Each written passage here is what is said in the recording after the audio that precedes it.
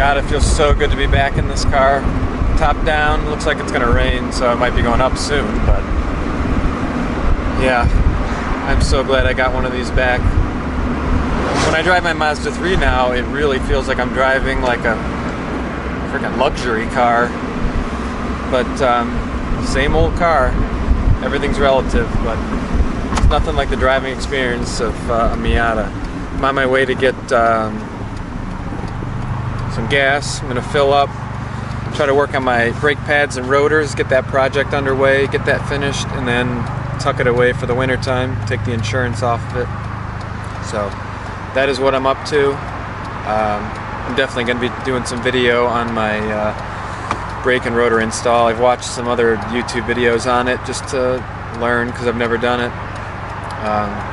Yeah, this car is running good. I've been checking the oil like literally daily, and I'm almost like overly paranoid about it, thinking something is going to be wrong, but nothing has gone wrong yet.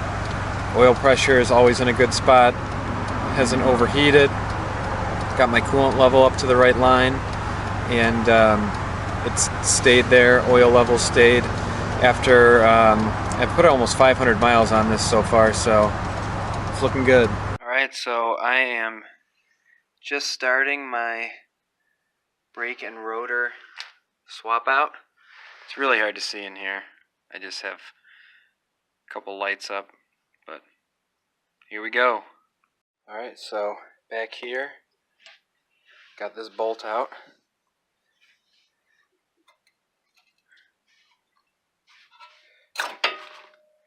As you can see, it is very rusty. Wow. There's rust just pouring out of this thing. Unless that's just dirt. Yowzers. Alright.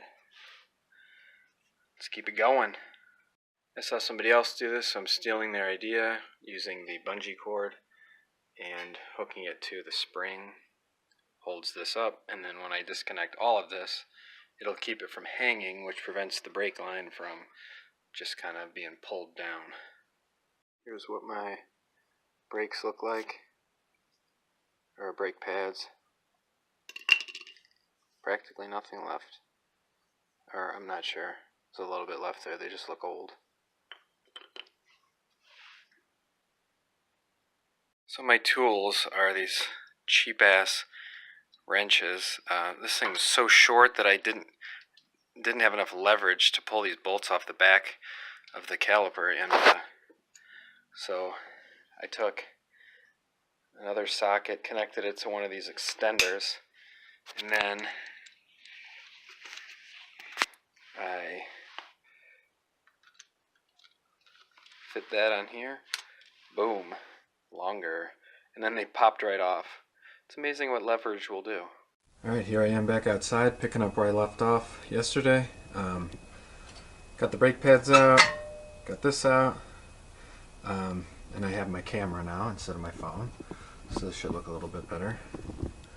So I put this in here because it was this was recommended.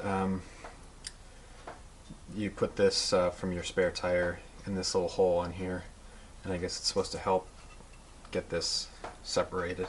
And the weird thing to me is, like, there's nothing that actually holds this on, from my understanding, other than just like when you have your tire on there, it holds it on, and also the caliper in place. But yeah, I was assuming there'd be like a giant bolt that holds this on, but I guess not.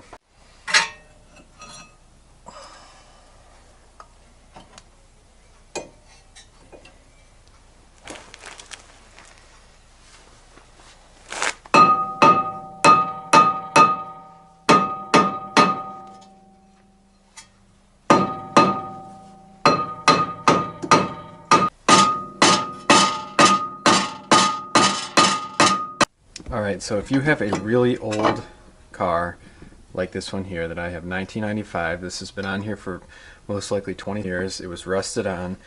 This trick right here is the only way you're going to get it off. Threading this onto here, and I was afraid I was going to break something by over tightening it, but then I realized this was the only way that I was getting this off. I used my rubber mallet that I got from the Dollar Tree, so not exactly the probably best tool, but definitely needed it. So just like hand tightening this, it wasn't doing anything. So I just got a wrench and I just cranked this thing down because I was hammering at this for like 5 minutes and nothing was happening. I double checked to make sure there wasn't something else holding it on and realized that there really isn't anything. So I just cranked this thing down until it made this, I don't know, it was like a noise that it was starting to separate. Then I just hammered it from the back and boom, it came right off. So literally without threading this onto here, it would not come off. So let's see. So got that off, and then that's what we're looking at here.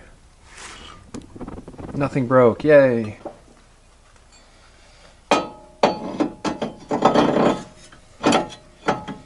So here are the new ones that I ordered.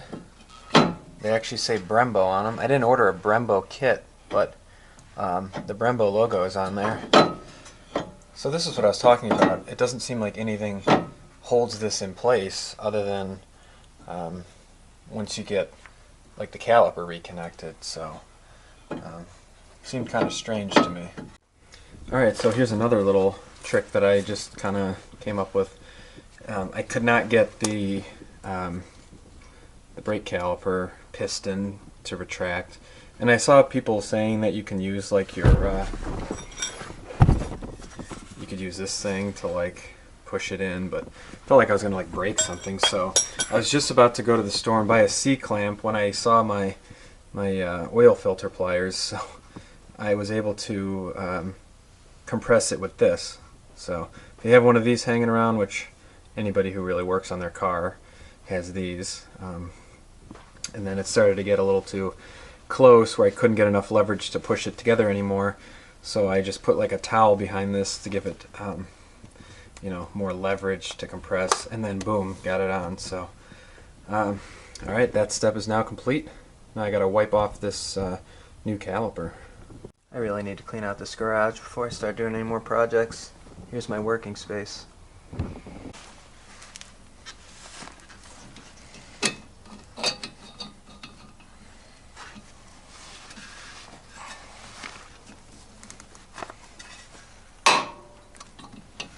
There's that noise I was talking about. Breaking it loose.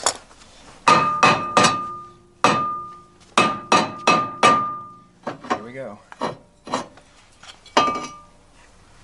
It's all about that bolt, baby.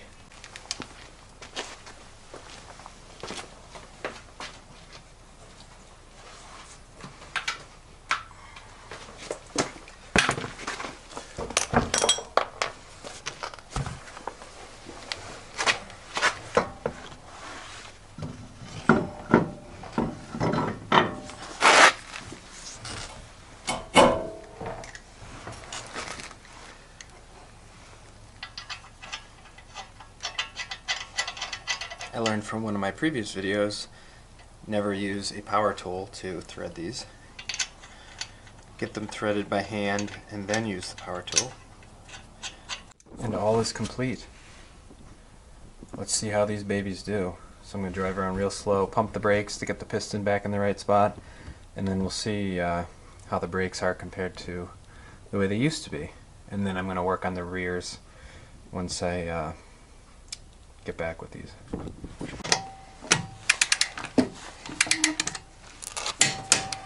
Alright, so I cleaned up my garage, gave myself a little more room here. Got this old futon standing upright. So, I'm doing my rears, and you know, what could go wrong? I figured out the front. Easy, done. Back should be even easier now. And then,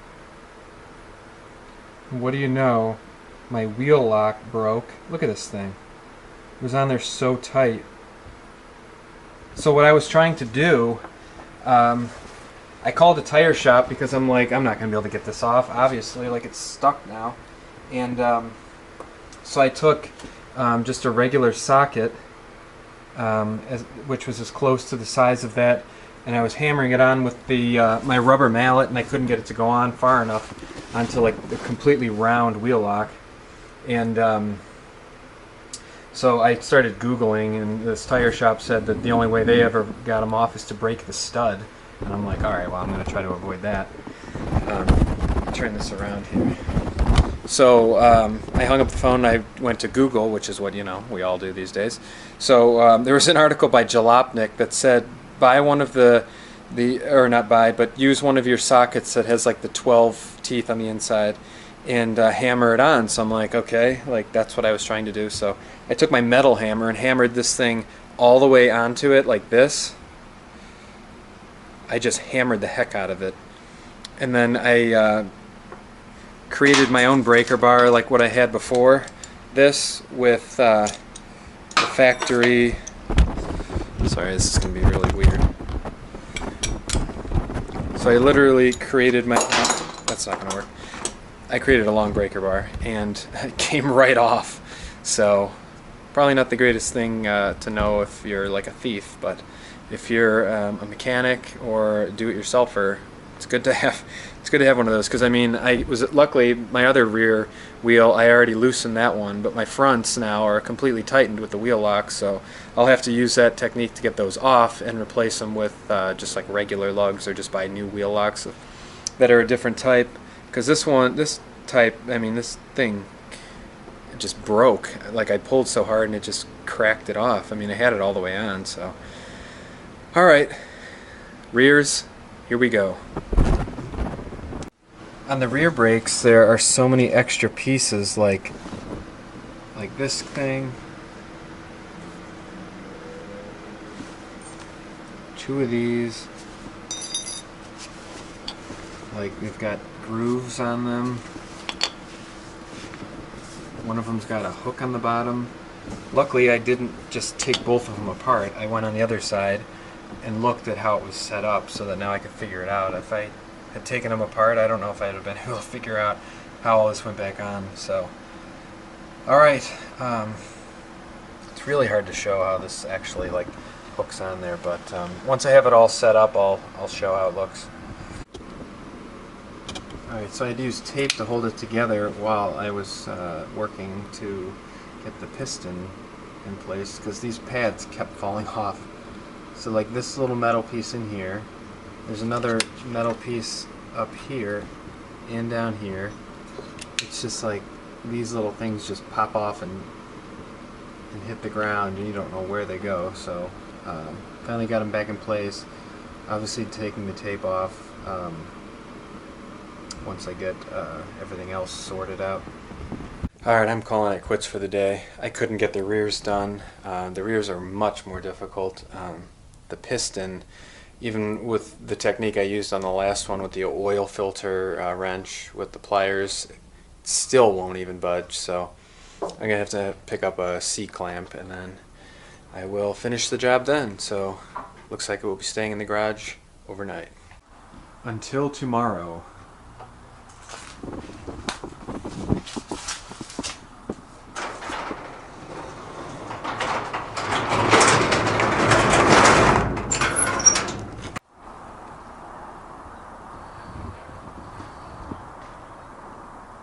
Your day will come soon.